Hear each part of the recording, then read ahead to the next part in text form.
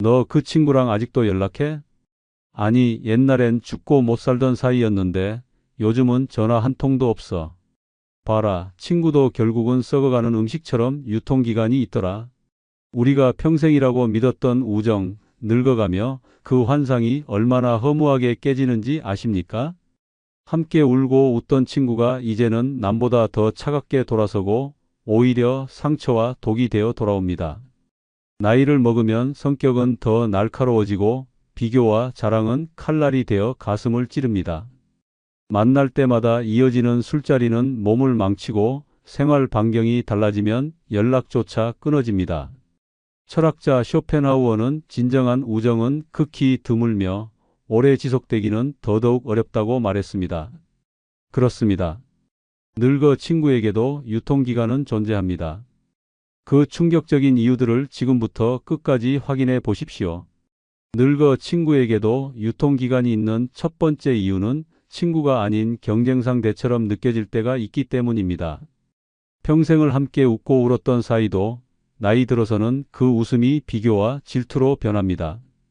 어제까지 술잔을 기울이며 우린 형제 같다라던 입에서 오늘은 넌 왜 아직 그것밖에 못했냐라는 말이 튀어나옵니다. 친구라는 이름은 남아있어도 속마음은 이미 적수로 바뀌어 있는 겁니다. 서울 성북구에 사는 박영철 씨는 40년 지기 친구와 매달 등산을 했습니다. 처음엔 건강을 챙기며 우정을 나누는 소중한 시간이었습니다. 그런데 산을 오르며 대화는 늘 자식 얘기로 흘렀습니다. 우리 아들은 대기업에 들어갔어. 승진도 빨라. 너네 아들은 아직 자리 못 잡았지? 그 순간 박 씨의 얼굴은 굳어졌습니다. 친구의 자랑은 칭찬이 아니라 모욕처럼 들렸습니다. 발걸음은 무거워졌고 오르던 산길은 낭떠러지처럼 느껴졌습니다. 몇 번이고 참았지만 결국 폭발했습니다. 넌 왜 만날 때마다 사람을 깎아내리냐? 그날 이후 산행은 끊겼고 우정도 끝났습니다. 함께한 세월은 산처럼 높았지만 경쟁심이라는 낙석에 무너져 버린 겁니다.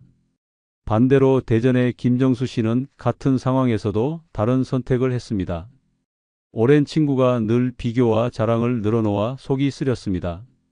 그러나 그는 대화의 화살을 바꿨습니다. 내 아들이 잘 나가는 건 알겠어. 근데 나도 내 방식대로 만족하며 살아. 그렇게 담담히 선을 긋자 친구는 당황하며 말을 바꿨습니다. 오히려 시간이 지나면서 서로의 다른 삶을 존중하게 되었고 경쟁 대신 이해가 자리 잡았습니다.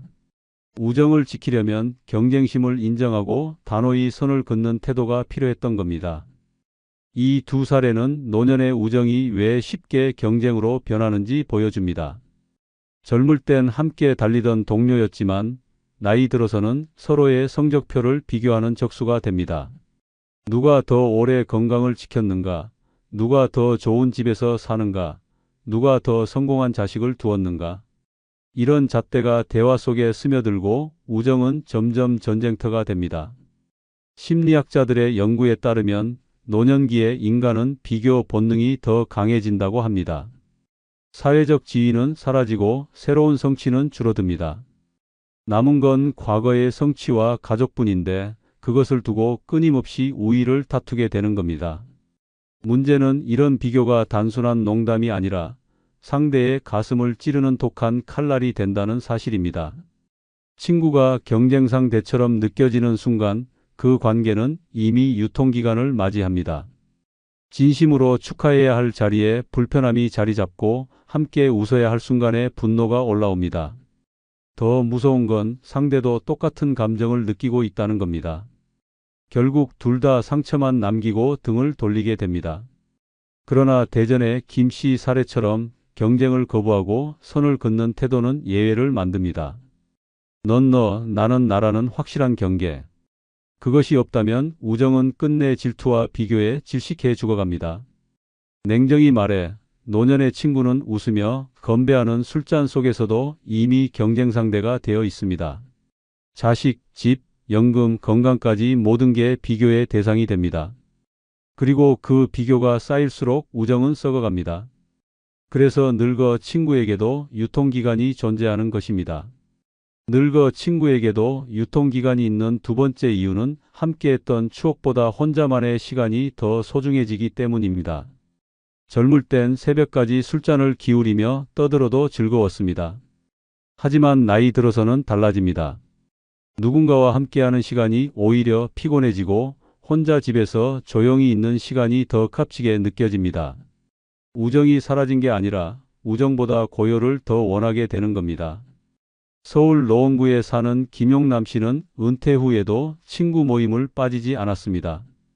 매달 모여 고스톱을 치고 옛 추억을 나누며 크게 웃었습니다. 하지만 어느 순간부터 그 모임이 지옥처럼 느껴졌습니다. 끝없는 뒷담화, 반복되는 자랑, 사소한 말다툼이 피로를 쌓아갔습니다. 집에 돌아오면 한숨만 나오고 몸은 더 무거워졌습니다. 결국 김 씨는 친구들의 전화를 피했습니다. 차라리 혼자 TV 보며 라면 먹는 게 더 낫다는 생각이 마음속을 지배했습니다. 그렇게 40년 우정도 고요한 혼자만의 시간 앞에서 무너졌습니다. 반대로 대구에 사는 정혜수 씨는 같은 상황에서도 다른 선택을 했습니다. 친구들과 모임에 나가면 귀찮고 힘들었습니다. 그러나 그는 마음을 고쳐 먹었습니다. 혼자 있는 게 편하지만 친구와 웃을 수 있는 시간이 이제 얼마나 남았겠나? 억지로라도 나갔습니다. 그런데 놀랍게도 그 자리에서 오히려 힘을 얻었습니다. 친구들의 허술한 농담 하나에 크게 웃었고 그 웃음이 혼자 있는 시간보다 더 큰 위로가 되었습니다. 결국 정 씨는 혼자만의 시간을 줄이고 오히려 친구들과의 시간을 더 소중히 여기게 되었습니다.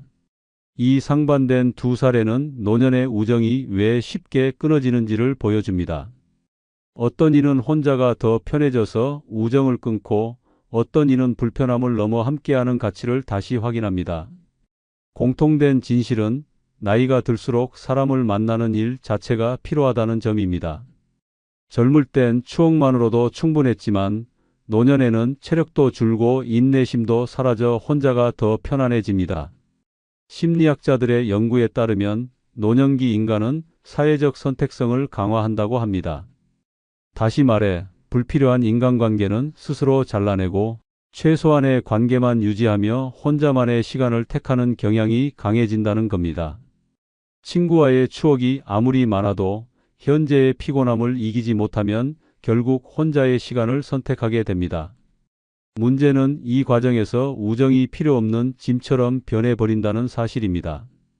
만나면 기운이 빠지고 돌아오면 후회가 밀려옵니다. 그래서 점점 연락을 피하고 결국 우정의 끈은 끊어집니다. 혼자만의 시간은 달콤하지만 동시에 우정을 무너뜨리는 독이 되기도 합니다. 하지만 정혜수 씨처럼 예외는 있습니다. 불편함을 감수하고 억지로라도 나가면 다시 웃음을 찾을 수도 있습니다. 다만 이런 선택을 하는 이는 드뭅니다. 대부분은 김용남 씨처럼 고요를 택하고 그 순간 친구 관계는 유통기간을 다해 사라집니다. 냉정히 말해 노년의 우정은 추억만으로 유지되지 않습니다. 지금 당장의 공감과 현재의 즐거움이 없다면 과거의 기억은 힘을 잃습니다. 결국 혼자만의 시간이 더 소중해지는 순간 우정은 이미 무너져 있습니다. 그래서 늙어 친구에게도 유통기간이 존재하는 것입니다. 늙어 친구에게도 유통기간이 있는 세 번째 이유는 끝까지 함께할 줄 알았던 친구도 결국 인연의 시기를 지나가기 때문입니다. 젊을 땐 죽을 때까지 함께할 것 같았던 사이도 세월이 쌓이면 언제 그랬냐는 듯 멀어집니다. 끝없는 신뢰도 결국 시간 앞에서 바래고 남는 건 연락 없는 공허함 뿐입니다. 우정은 영원이 아니라 시기와 상황에 따라 흘러가는 강물일 뿐입니다. 경기도 고양에 사는 이재호 씨는 고등학교 시절부터 붙어 다닌 친구와 평생을 약속했습니다. 군대도 함께 갔고 결혼식에도 서로 축가를 불렀습니다. 30년이 지나도 매달 술자리를 이어가며 우린 늙어도 같이 간다라 말했습니다. 하지만 정년퇴직 후 친구가 지방으로 이사 가면서 모든 게 바뀌었습니다. 처음엔 주말마다 보자고 약속했지만 시간이 지나자 연락이 뜸해졌습니다. 전화는 받지 않았고 문자에는 답장이 없었습니다. 결국 우정이라 믿었던 관계는 흔적도 없이 끊어졌습니다. 이 씨는 말했습니다. 세상에 영원한 건 없구나. 인연도 결국 유통기한이 있구나. 반대로 전남 순천에 사는 박명수 씨는 정반대의 길을 걸었습니다.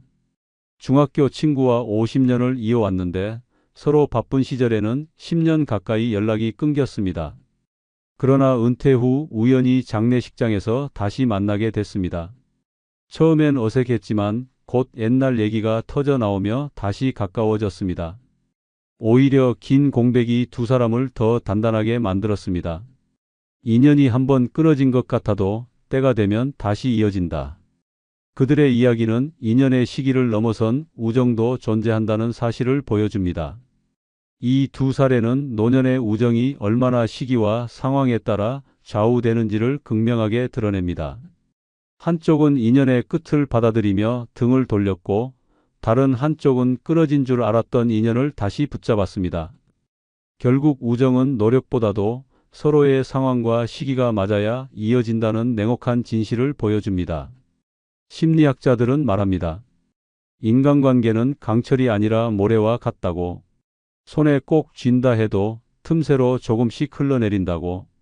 특히 노년에는 생활 환경, 건강, 경제 사정 등 변수가 많아 인연의 끈은 쉽게 끊어집니다.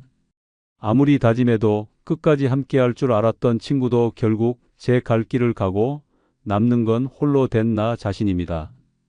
더 무서운 건 우정의 끝이 언제 찾아올지 모른다는 점입니다. 어제까지 함께 밥을 먹던 친구가 내일 갑자기 연락을 끊을 수도 있고 갑작스런 병이나 이사로 영영 만날 수 없게 될 수도 있습니다. 그래서 노년의 우정은 언제 끝날지 모르는 폭탄 위에 앉아 있는 것과 다름없습니다. 하지만 순천의 박명수 씨처럼 예외도 있습니다. 인연이 완전히 끝난 게 아니라 시기를 기다리고 있었던 것뿐일 때도 있습니다. 문제는 그런 기적 같은 재해가 흔하지 않다는 것입니다. 대부분은 고향의 이재호 씨처럼 인연의 시기를 놓친 채 끝나버립니다.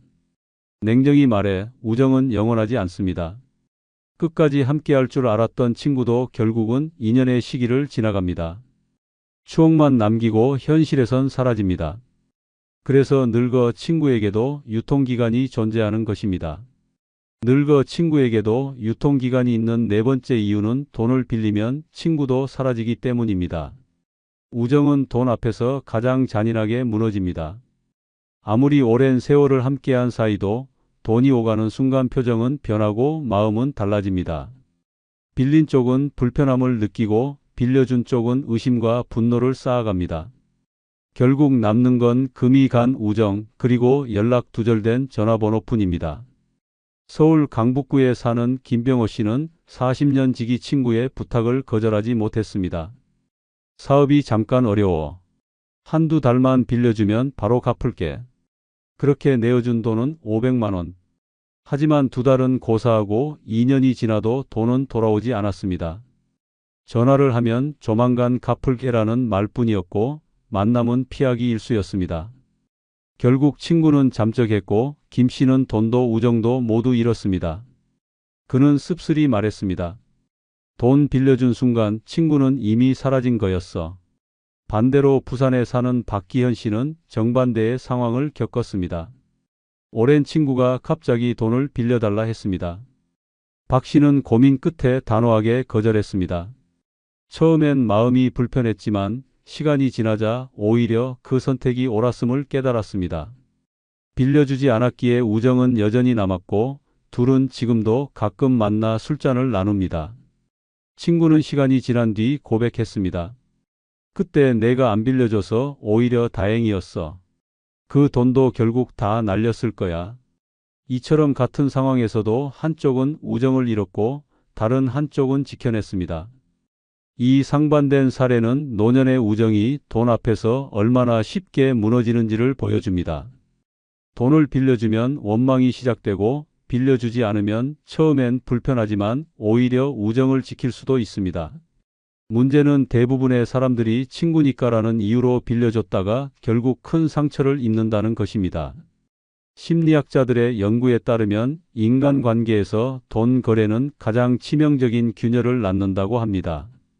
특히 노년에는 경제적 여유가 부족하기 때문에 빌려준 사람도 더 민감해지고 빌린 사람도 갚지 못해 더 도망칩니다.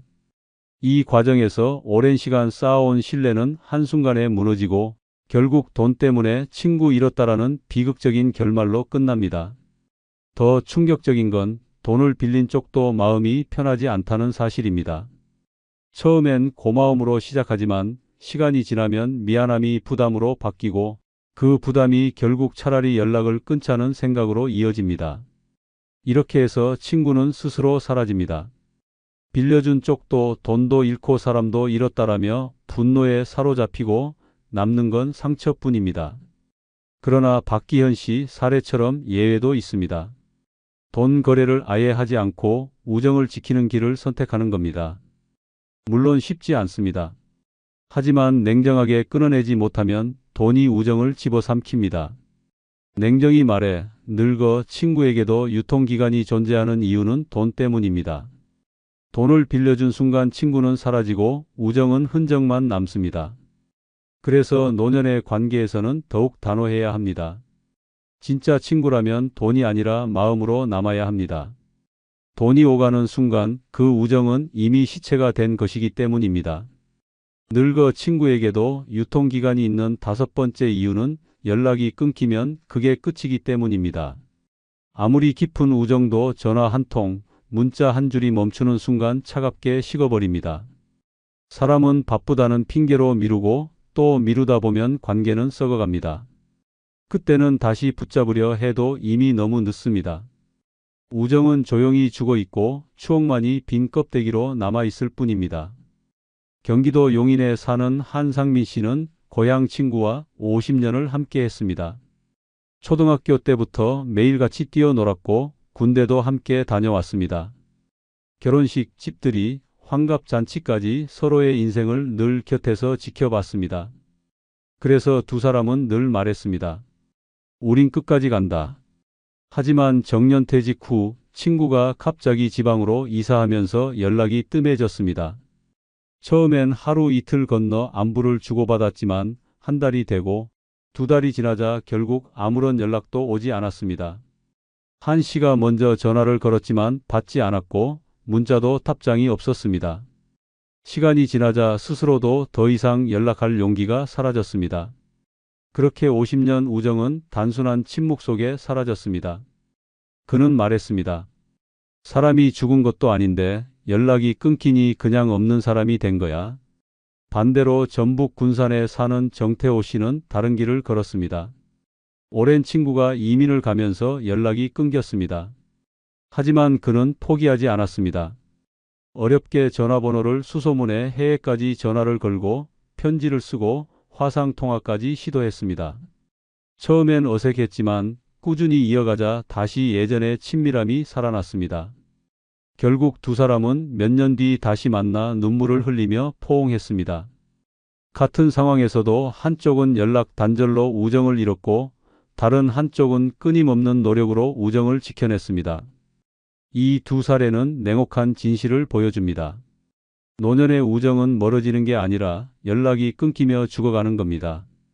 이유는 단순합니다. 나이 들어 체력은 줄고 생활 반경은 좁아집니다. 일부러 연락하지 않으면 우연히 만날 일도 없습니다. 그래서 연락이 단절되면 관계는 끝내 다시 이어지지 못합니다.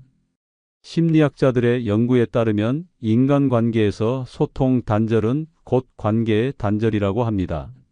말이 오가지 않으면 상대는 점점 낯설어지고 낯설음은 무관심으로 변합니다.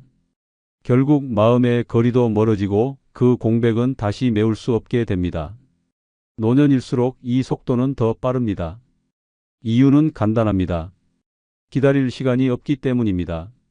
더 충격적인 건 연락이 끊기는 과정은 언제나 조용하다는 점입니다. 싸움도 갈등도 없습니다. 단지 전화를 미루고 답장을 늦추다 보니 어느새 연락은 끊어집니다. 그렇게 우정은 소리 없는 장례식을 치르는 겁니다. 하지만 군산의 정 씨처럼 예외도 있습니다. 억지로라도 이어가려는 노력만이 관계를 살려냅니다. 그러나 대부분은 그 노력조차 하지 않습니다. 귀찮아서, 바빠서, 그냥 미뤄둔다는 이유로 우정은 묻혀버립니다. 냉정히 말해 늙어 친구에게도 유통기간은 존재합니다. 연락이 끊기는 순간 그 관계는 이미 시체가 된 겁니다. 아무리 아름다운 추억도 현재의 침묵을 이길 수는 없습니다. 그래서 노년의 우정을 지키고 싶다면 귀찮음을 이겨내고 먼저 연락해야 합니다. 그렇지 않다면 당신이 믿었던 그 우정은 이미 끝난 것입니다. 늙어 친구에게도 유통기간이 있는 여섯 번째 이유는 생활 범위가 달라지면 연락조차 뜸해지기 때문입니다. 같은 동네에 살며 매일 얼굴을 보던 친구도 하루아침에 생활 반경이 바뀌면 남보다 더 멀어집니다. 길에서 마주치지 않으면 생각도 사라지고 생각이 사라지면 우정도 시들어갑니다. 결국 시간이 친구를 잡아먹고 남는 건 텅 빈 연락처뿐입니다. 경기도 군포에 사는 정성호 씨는 고향 친구와 평생을 붙어 다녔습니다. 초등학교부터 고등학교까지 같은 반, 졸업 후에도 같은 동네에서 장사를 하며 매일 얼굴을 봤습니다. 늘 가게 문 닫고 소주 한 잔 기울이며 우린 평생 친구다라 말했습니다. 그러나 친구가 아들의 결혼 문제로 갑자기 서울 강남으로 이사한 순간 모든 게 달라졌습니다. 처음엔 주말마다 보자고 약속했지만 막상 거리가 멀어지자 만남은 쉽지 않았습니다. 한 달에 한 번이 두 달에 한 번이 되고 결국 1년에 한 번도 보지 못했습니다. 전화를 걸면 늘 바쁘다 했고 그 바쁨이 반복되자 정 씨는 더 이상 연락할 용기가 사라졌습니다. 수십 년 붙어 다닌 친구가 단순한 주소 변화 하나로 남이 되어버린 겁니다. 반대로 광주에 사는 이재훈 씨는 같은 상황에서도 다른 선택을 했습니다. 어린 시절부터 함께한 친구가 은퇴 후 제주도로 내려갔습니다. 처음엔 서운했지만 이 씨는 포기하지 않았습니다. 직접 비행기를 타고 찾아갔고 화상 통화를 일주일에 한 번씩 이어갔습니다.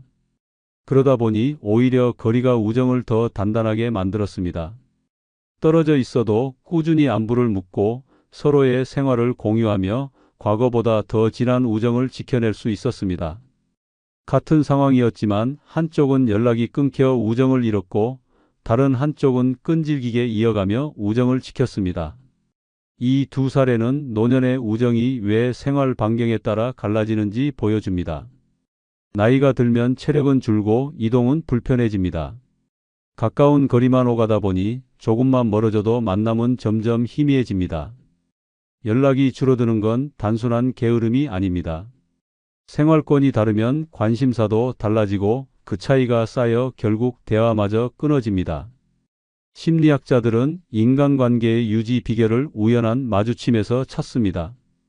같은 동네, 같은 시장, 같은 공원을 다니는 동안은 자연스럽게 관계가 이어집니다. 하지만 생활 반경이 달라지는 순간 그 우연은 사라지고 의도적인 노력이 필요해집니다. 문제는 노년의 우리는 그 노력을 하지 않는다는 겁니다. 귀찮고 힘들고 굳이라는 생각이 우정을 잘라내는 칼이 됩니다. 더 충격적인 건 연락이 끊기면 추억조차 희미해진다는 사실입니다. 오랜 시간 공유했던 기억도 만나지 않으면 잊혀집니다. 얼굴을 보지 못하면 목소리조차 낯설게 느껴지고 결국 연락처에 이름만 남은 존재로 바뀝니다. 언젠가 보자라는 말은 끝내 실현되지 않은 약속으로 묻히고 그 사이 우정의 유통기간은 다해버립니다. 그러나 광주의 이 씨 사례처럼 예외는 있습니다. 꾸준히 찾아가고 연락을 이어가는 노력. 그것만이 생활 반경의 벽을 허무는 방법입니다. 하지만 솔직히 말해 대부분은 그렇게 하지 않습니다. 편안함을 택하고 익숙한 일상을 택합니다. 그래서 우정은 흩어지고 결국 서로의 삶에서 지워집니다. 냉정히 말해 노년의 우정은 거리 앞에서 무너집니다. 생활 범위가 달라지면 연락은 뜸해지고 뜸해진 연락은 곧 단절로 이어집니다. 추억은 남아있어도 현재의 삶 속에서 함께하지 못하면 결국 우정은 무의미합니다. 그래서 늙어 친구에게도 유통기간이 존재하는 것입니다. 왜 하필 나이 많은 여자를 만나면 안 되냐고요? 대답은 잔혹합니다. 그녀들의 사랑은 달콤한 듯 시작되지만 곧 숨막히는 올가미로 바뀝니다. 고집은 벽보다 단단하고 잔소리는 폭탄처럼 터지며 돈 문제는 끝없는 전쟁으로 번집니다. 젊을 땐 귀엽게 보였던 집착이 나이 들어서는 쇠사슬이 되어 상대의 자유를 박살냅니다. 재혼으로 새 삶을 꿈꾸던 남자들이 결국 병원 신세를 지고 빚더미에 앉으며 가족과 절연하게 된 이유가 바로 여기 있습니다. 한순간의 선택이 남은 노년을 지옥으로 끌고 갑니다. 오늘 영상에서는 늙어 나이 많은 여자를 만나면 절대 안 되는 충격적인 이유 5가지를 낱낱이 파헤쳐 드리겠습니다. 끝까지 보지 않으면 당신 역시 같은 함정에 빠질 수 있습니다. 구독, 좋아요, 알림 설정 꾹 눌러주시고 주변의 소중한 분들에게 많은 공유해 주시기 바랍니다. 늙어 나이 많은 여자를 만나면 안 되는 첫 번째 이유는 고집이 하늘을 찌르기 때문입니다. 이 고집은 단순한 성격 차이가 아닙니다. 상대방의 인생을 송두리째 집어삼키는 독과도 같습니다. 아무리 설득해도 물러서지 않고 틀린 걸 알면서도 끝까지 버티는 그 집착은 결국 상대 남자의 삶을 파괴합니다. 사랑으로 시작한 관계가 갈등과 전쟁으로 뒤바뀌는 가장 큰 원인이 바로 이 끝없는 고집입니다. 서울에 사는 이규석 씨는 부인을 잃고 3년간 혼자 살다가 친구의 소개로 나이 많은 여자를 만나 재혼했습니다. 처음엔 다정했고 배려심 깊었습니다. 이제 외로움 끝났다는 희망이 생겼습니다. 하지만 결혼 3달 만에 상황은 완전히 달라졌습니다.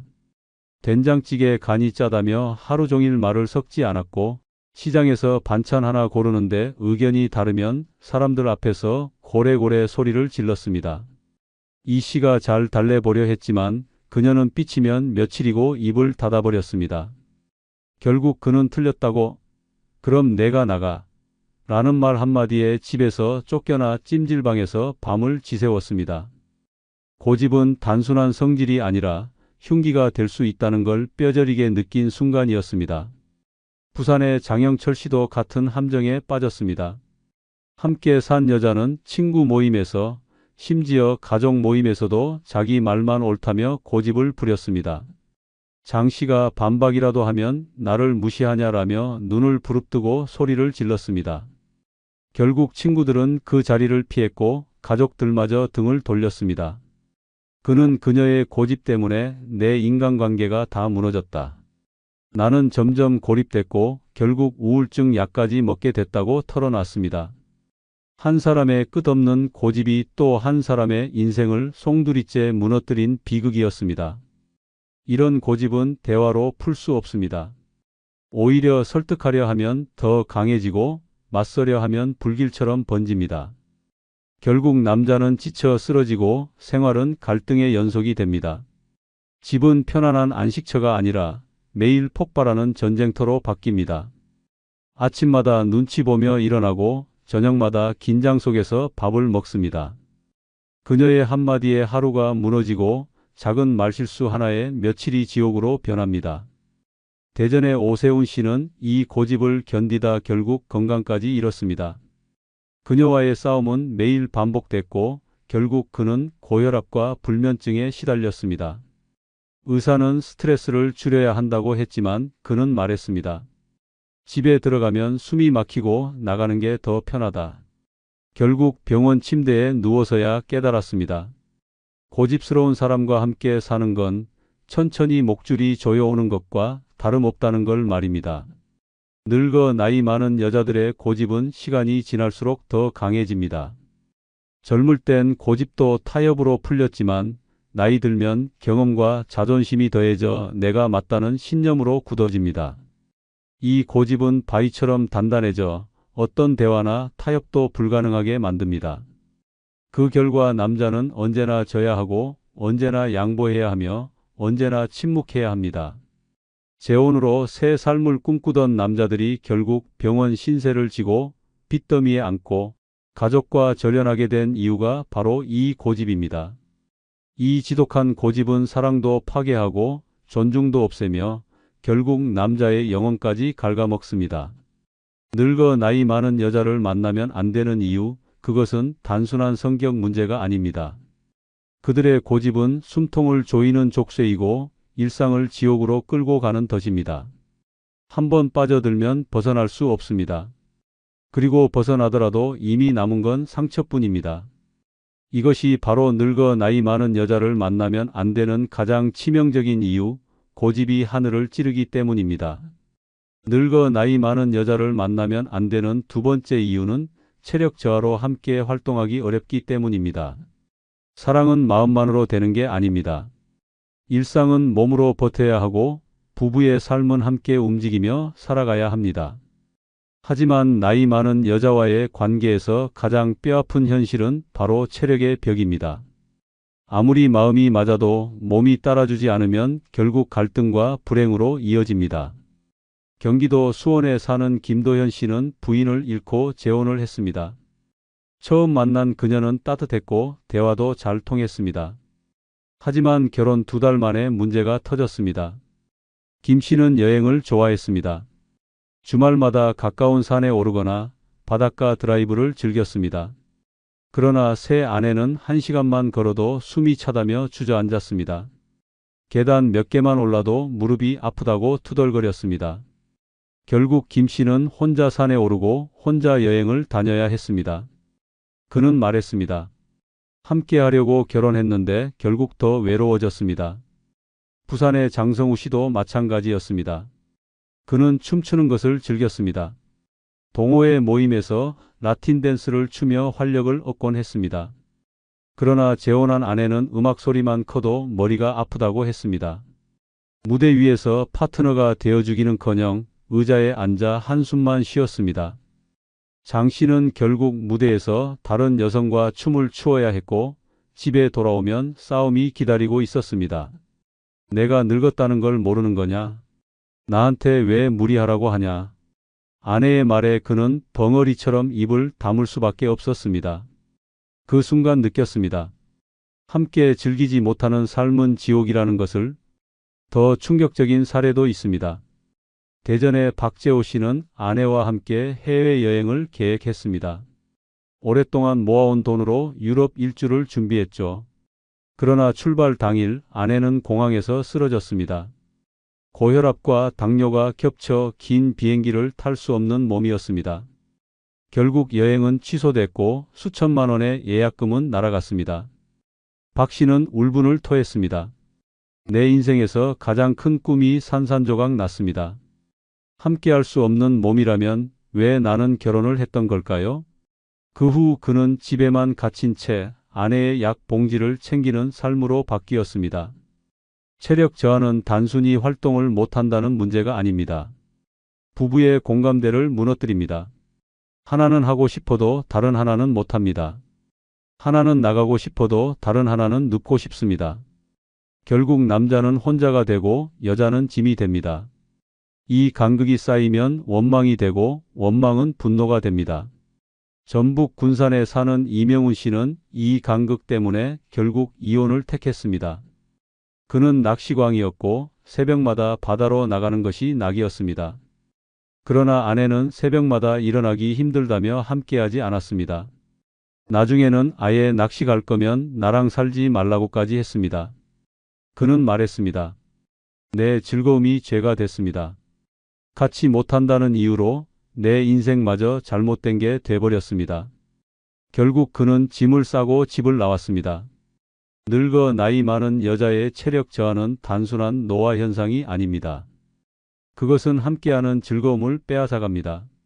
손잡고 걷는 산책도, 함께 떠나는 여행도, 같이 즐기는 취미도 모두 사라집니다.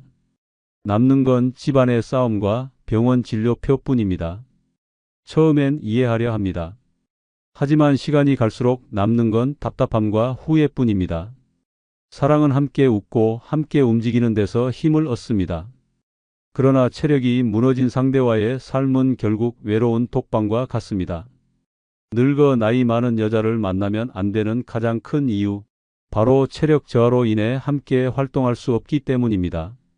사랑은 몸이 버티지 못하면 끝입니다. 이 잔혹한 진실을 모른 채 발을 들였다가는 당신의 노년이 감옥이 될 수 있습니다. 늙어 나이 많은 여자를 만나면 안 되는 세 번째 이유는 늙는 두려움을 분노로 표현하기 때문입니다. 누구나 늙는 게 두렵습니다. 하지만 어떤 사람은 그 두려움을 눈물로, 어떤 사람은 체념으로 받아들입니다. 문제는 나이 많은 여자가 그 공포를 분노로 바꿔 쏟아낼 때입니다. 남편에게, 자식에게, 주변 사람에게. 그 분노는 단순한 화가 아닙니다. 시한폭탄처럼 언제 어디서 터질지 모르는 공포 그 자체입니다. 서울에 사는 최영호 씨는 부인을 잃고 몇 년 후 재혼을 했습니다. 처음엔 그녀의 활달함이 매력적이었습니다. 그러나 곧 달라졌습니다. 거울을 보며 깊어진 주름을 탓하더니 그 불만을 최 씨에게 쏟아냈습니다. 너 때문이야. 내가 이렇게 늙은 게 다 너랑 살아서야. 말도 안 되는 억지가 매일같이 이어졌습니다. 김 씨가 달래면 달랠수록 그녀는 더 소리쳤습니다. 늙음에 대한 두려움이 분노가 되어 남편을 향한 독설로 바뀐 순간이었습니다. 결국 최 씨는 고혈압 약을 손에서 놓지 못하게 됐습니다. 부산의 박성진 씨는 더 끔찍했습니다. 그의 아내는 새치 한 올에도 예민했습니다. 머리카락을 뽑아내며 거울을 부수듯 바라보다가 갑자기 박 씨를 향해 나 늙었다고 다른 여자 찾을 거지? 라며 소리쳤습니다. 사실 박 씨는 그런 생각조차 없었습니다. 하지만 그녀는 의심을 분노로 바꾸어 매일같이 그를 추궁했습니다. 결국 박 씨는 친구도 만나지 못했고 전화 한 통에도 변명을 해야 했습니다. 늙는 공포가 그녀를 집착과 분노로 뒤덮었고 그 피해는 고스란히 남편이 짊어져야 했습니다. 대전의 윤재민 씨는 더 이상 버티지 못하고 집을 나왔습니다. 그의 아내는 거울 앞에서 화장품을 쏟아붓고도 왜 이렇게 효과가 없어? 다 내 탓이야 라고 악을 썼습니다.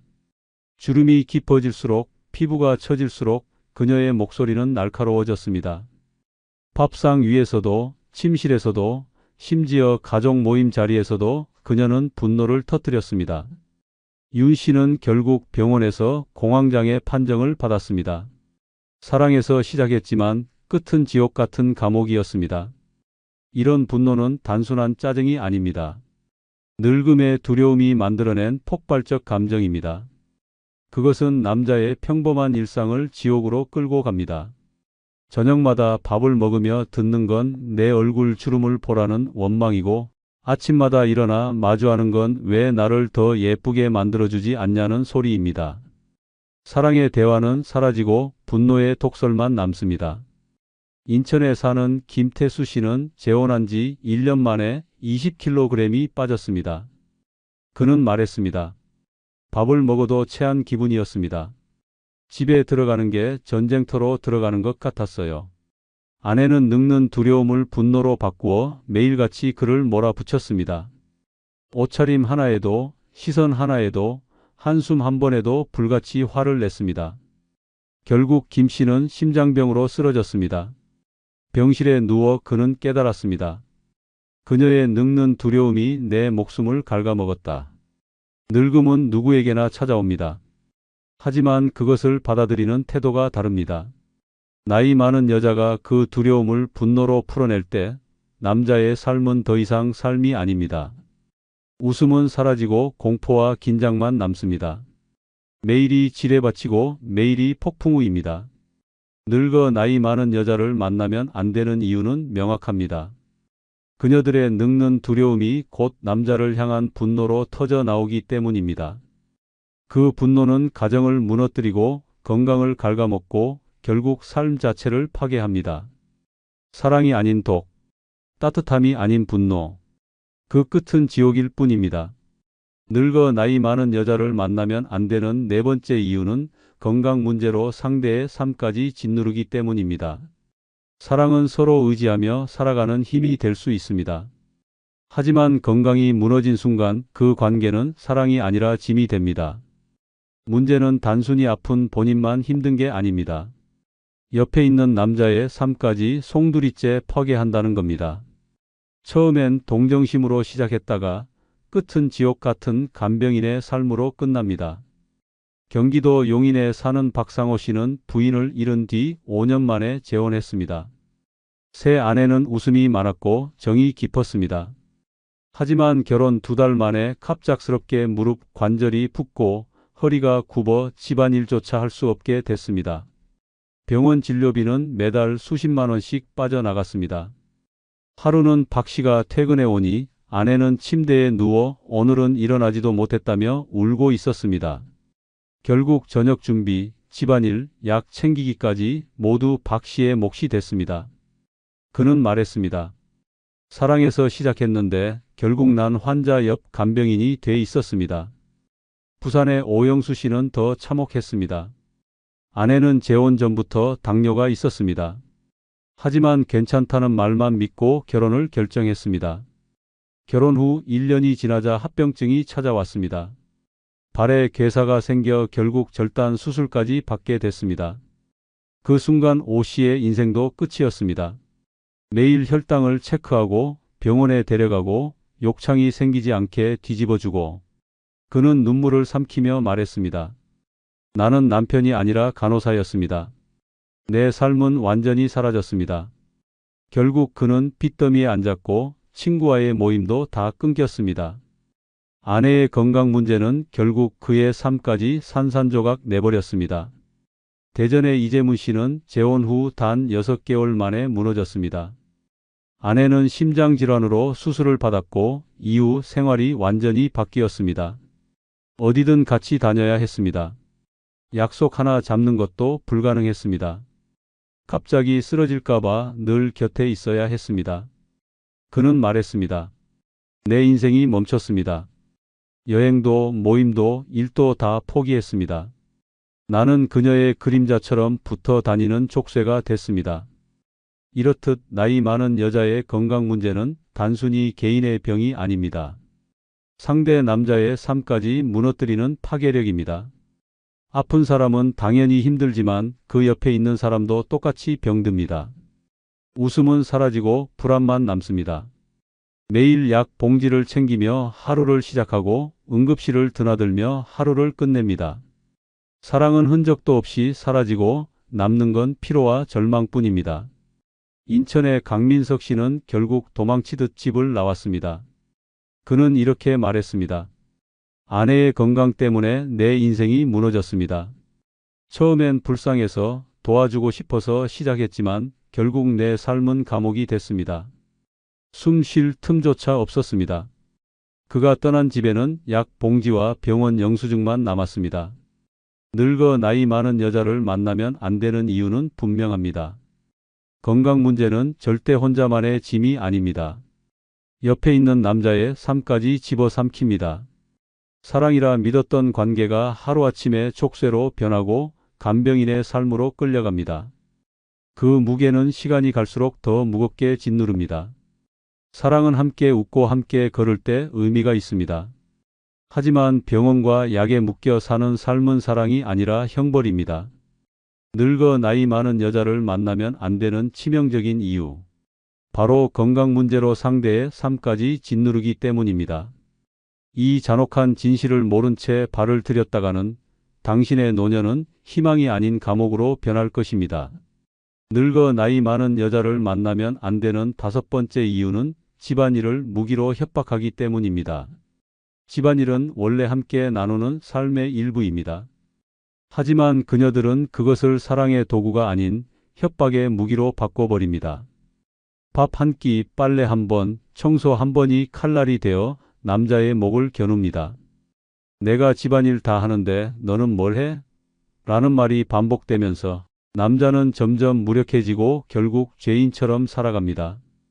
경기도 안산에 사는 정혜석 씨는 아내를 잃고 몇 년 뒤 재혼했습니다. 처음엔 따뜻했습니다. 밥상을 차려주고 빨래를 개주고 청소도 꼼꼼히 해주었습니다. 그러나 시간이 지나자 집안일이 칼이 되어 돌아왔습니다. 내가 밥 해줬으니 내가 돈 내놔라. 내가 청소했으니 내가 내 말 들어라. 정신은 점점 벙어리가 되어갔습니다. 잘못한 게 없어도 매번 사과해야 했습니다. 밥을 먹으면서도 빨래를 입으면서도 청소된 집에서 숨 쉬면서도 그는 늘 죄인이었습니다. 결국 그는 이렇게 고백했습니다. 집안일은 감사가 아니라 협박이었습니다.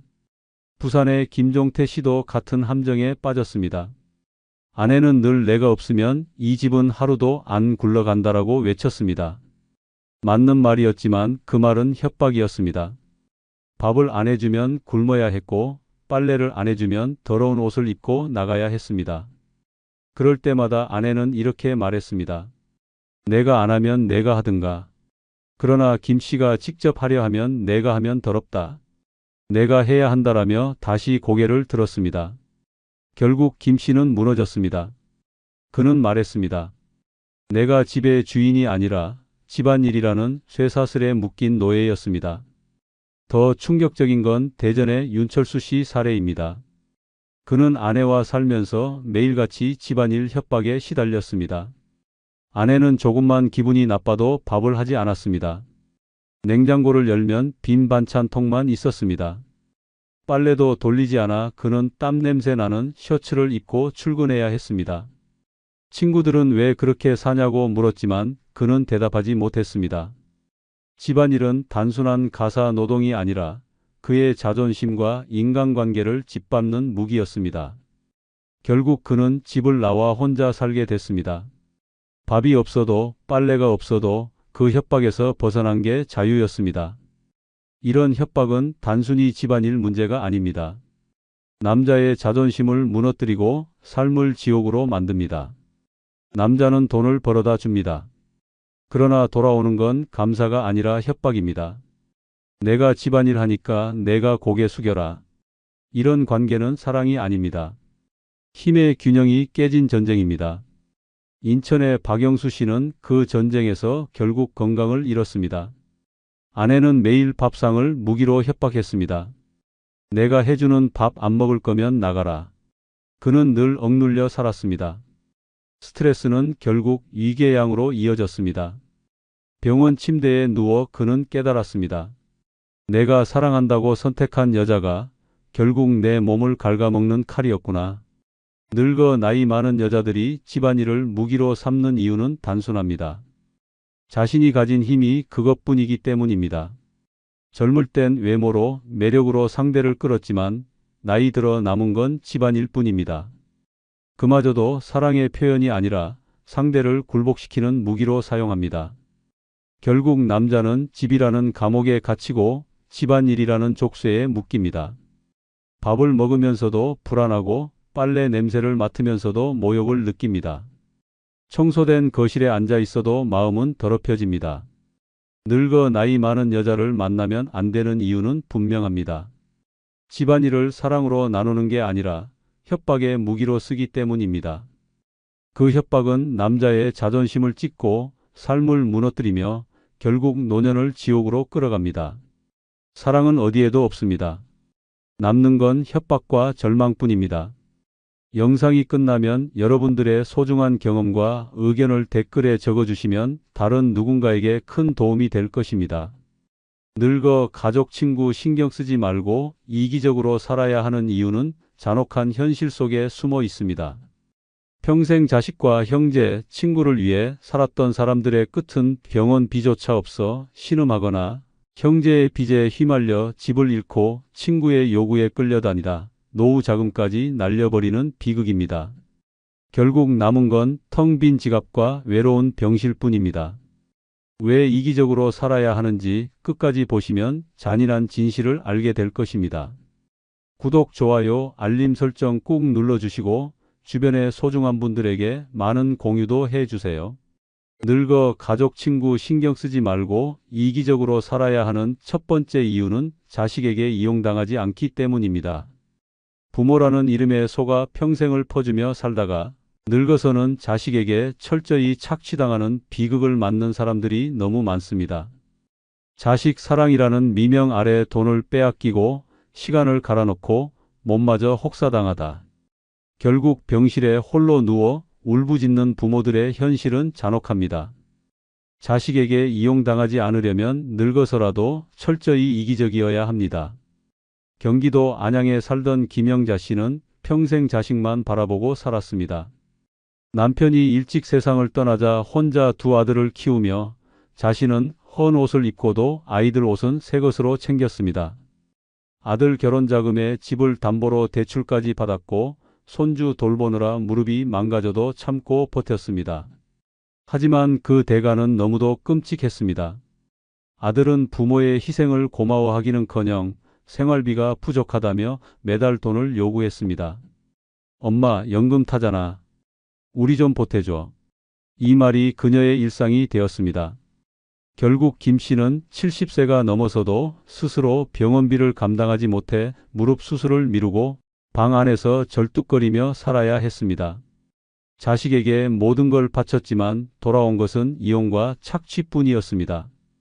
반대로 전라북도 군산에서 살던 박명자 씨는 일찍부터 자식에게 휘둘리지 않겠다는 결심을 했습니다. 그는 젊을 때부터 원칙을 세웠습니다. 내가 너희를 기를 수 있을 때까지만 돕는다. 결혼, 집, 애 키우는 건 각자 알아서 해라.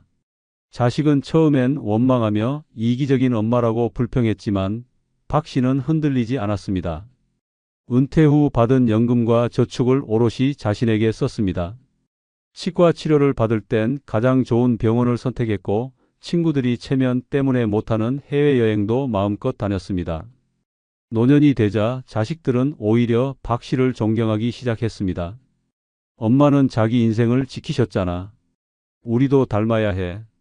결국 그는 이기적이라는 욕을 먹고도 자식에게 이용당하지 않고 당당히 자기 인생을 지켜낸 승자가 되었습니다. 두 사람의 삶은 극명한 대비를 보여줍니다. 한쪽은 자식이라는 이름에 속아 평생을 착취당하며 늙었고 다른 한쪽은 이기적이라는 손가락질을 받더라도 자기 몫을 지켜내며 웃으며 늙었습니다. 자식은 부모의 희생을 당연시합니다.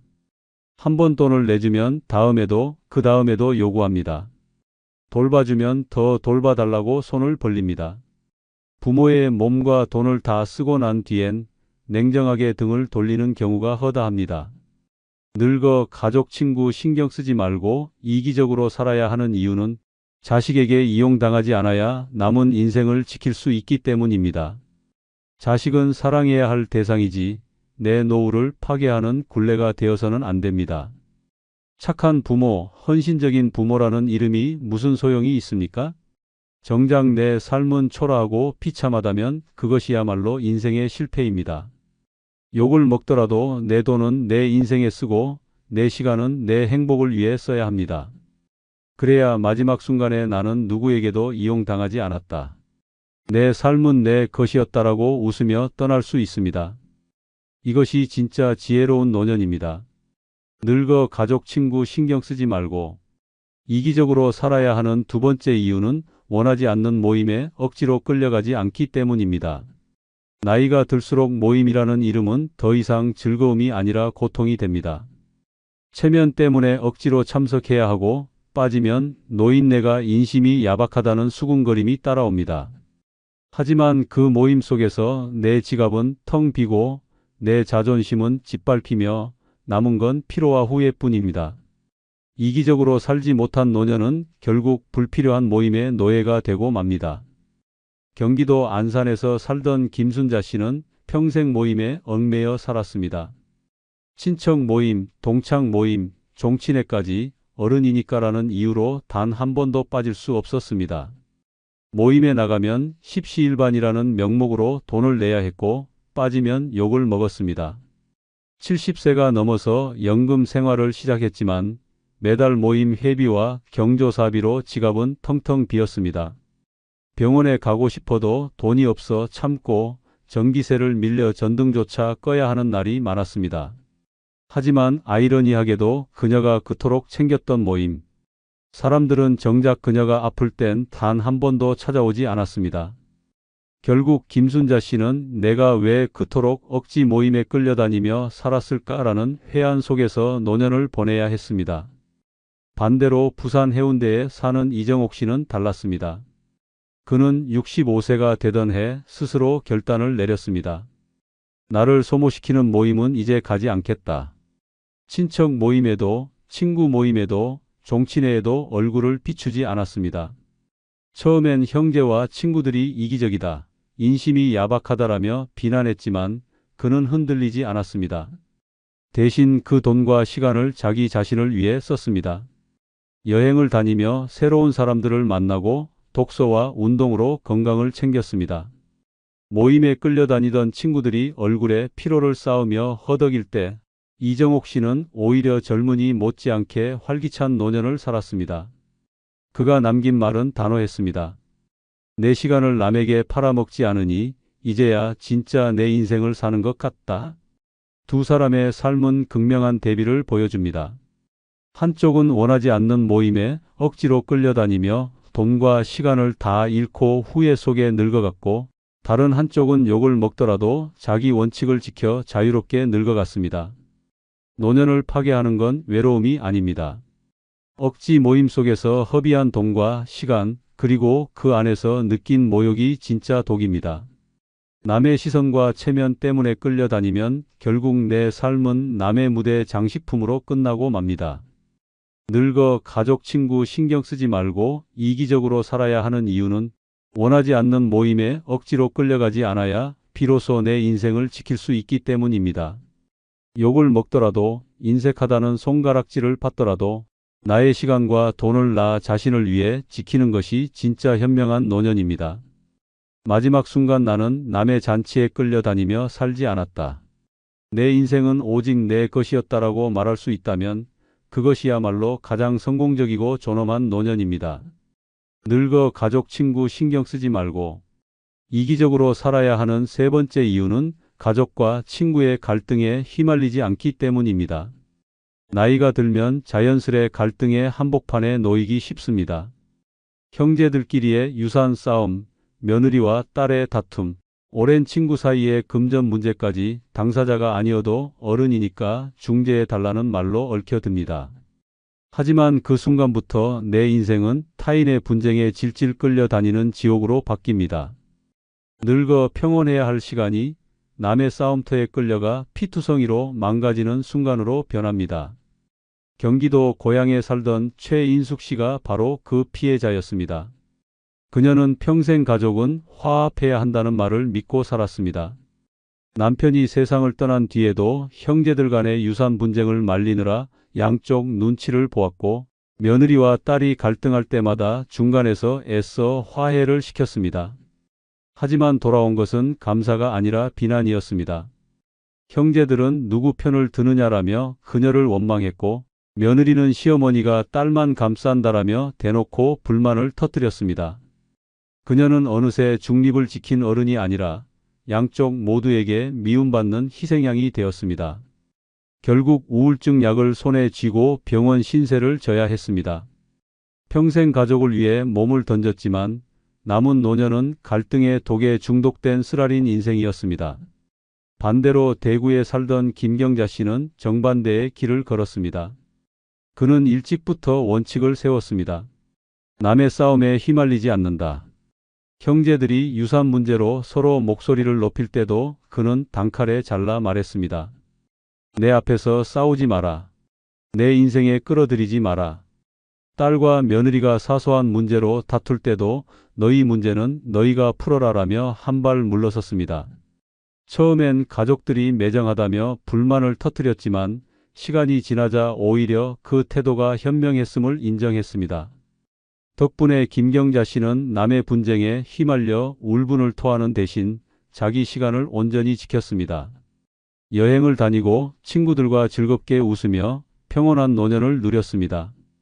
갈등에 끌려 들어가지 않으니 그의 얼굴에는 늙음보다 여유가 먼저 자리했습니다. 두 사람의 삶은 너무도 잔혹하게 대비됩니다.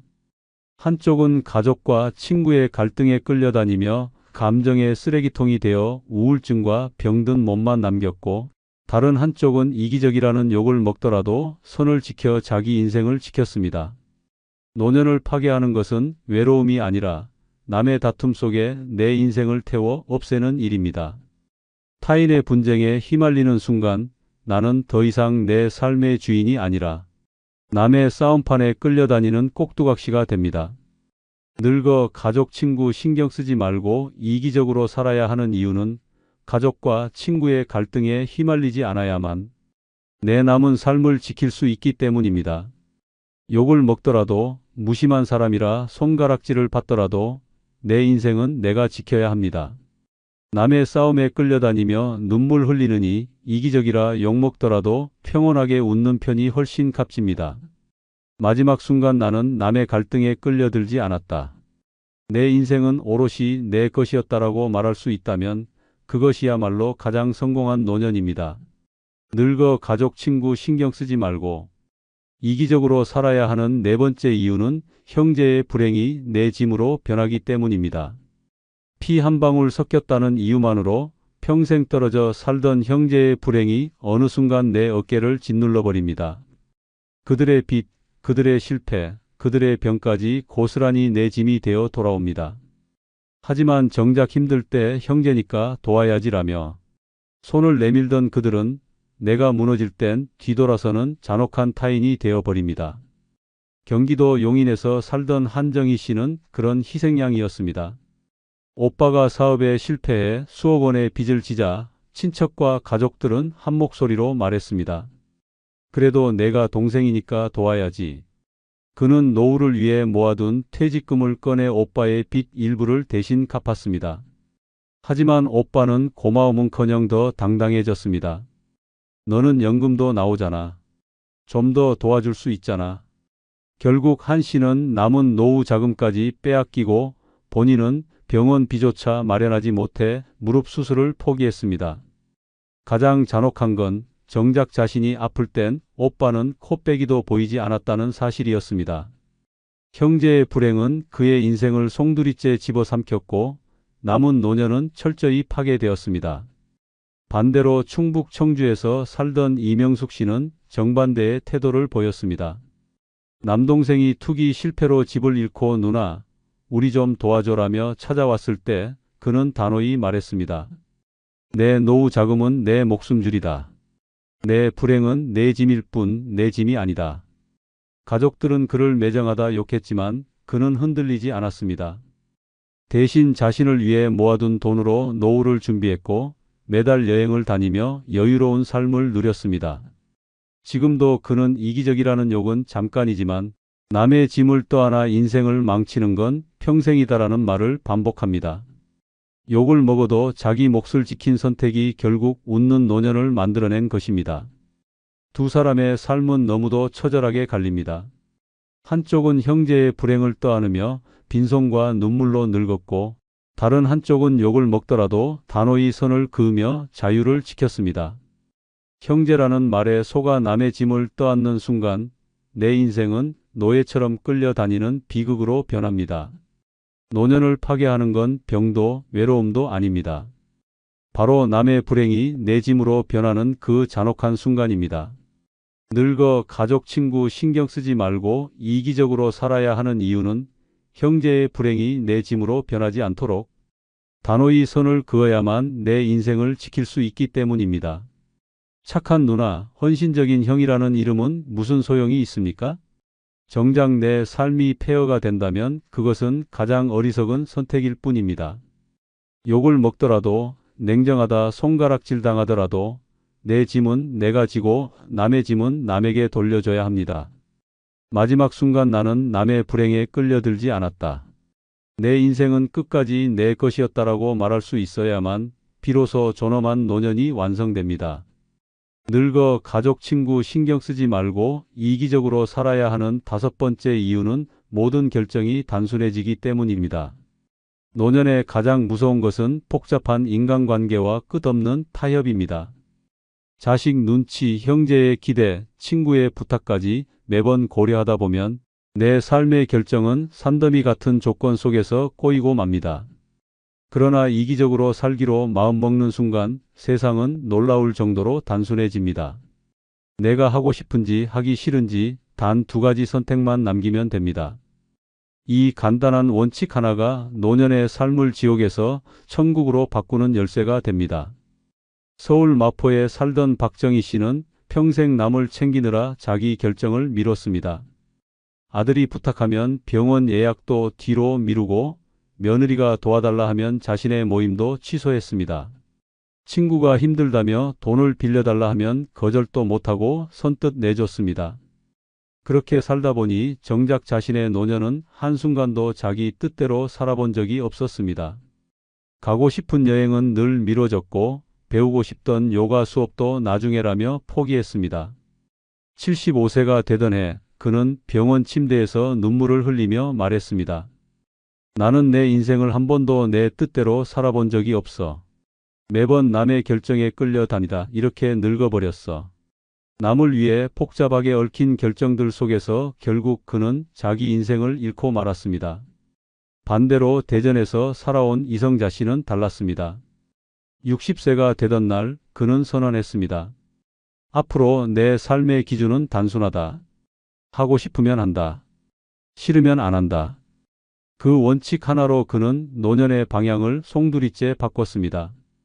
아들이 아이 봐달라고 했을 때도 그는 단호히 말했습니다. 내 시간은 내 거다. 친구가 돈을 빌려달라며 울먹여도 그는 웃으며 잘라냈습니다. 내 돈은 내 노후를 위해 있다. 대신 그는 하고 싶던 그림을 배우고 1년에 몇 번씩 해외여행을 다니며 자신의 시간을 오롯이 즐겼습니다. 남들은 여전히 이기적이다라며 손가락질했지만 정작 그는 하루하루가 단순하고 가볍게 흘러가는 행복을 누렸습니다. 남의 복잡한 부탁과 갈등에 휘말리지 않으니 그의 노년은 언제나 자유로웠습니다. 두 사람의 삶은 극명하게 대비됩니다. 한쪽은 남의 부탁과 요구에 휘둘리며 매번 복잡한 결정을 강요당하다 결국 자기 인생을 잃었고, 다른 한쪽은 이기적이라는 욕을 먹더라도 단순한 원칙 하나로 삶을 지켜내며 웃으며 늙어갔습니다.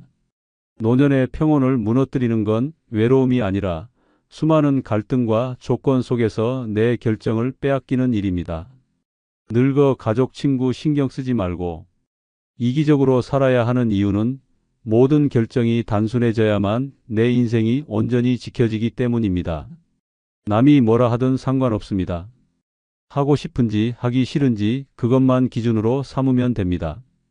그 단순함 속에서 비로소 노년은 자유로워지고 남은 시간은 후회 대신 웃음으로 채워집니다. 마지막 순간 나는 내 뜻대로 살았다. 내 인생은 단순했지만 가장 행복했다라고 말할 수 있다면 그것이야말로 가장 존엄한 노년입니다. 늙어 가족 친구 신경 쓰지 말고 이기적으로 살아야 하는 6번째 이유는 내 실수를 내가 책임지면 끝이기 때문입니다. 인생에서 누구나 실수를 합니다. 그러나 늙어서까지 가족과 친구